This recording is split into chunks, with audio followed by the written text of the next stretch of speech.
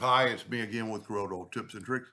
I'm getting more and more requests from beginners that want to know where to start with my videos. Well, I think I have 23 videos that are named beginner on CorelDraw, and most of them are laser engraving, but there's more to it. And for people that aren't laser engravings, I have plenty of videos on other items. So all you do, you've evidently, the person I'm trying to help knows my channel. And right here, there's a magnifying glass, but that is for all of YouTube. There's a magnifying glass right here that will just search my channel. So if we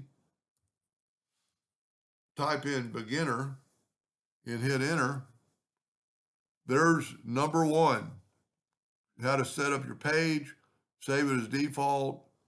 Uh, there's 2, 3, they're not, for some reason, that are in order, but I know there's 23.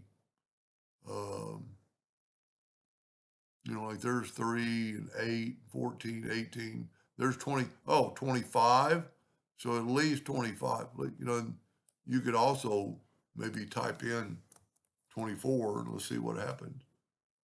Nope, it gets you a different deal. But just type in beginner.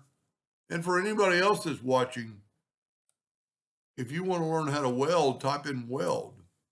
Every video I've ever made with weld or welding in uh, the name of the video is going to pop up. I mean, I have hundreds probably of weld.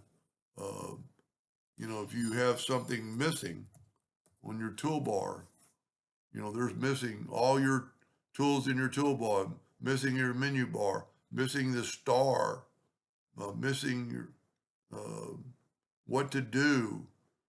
I mean, some of these are repetitive because I've made them specifically for some people, but I've got over 11,100 videos, and I can't find some stuff sometimes, but if I can type in the keyword, I can find it.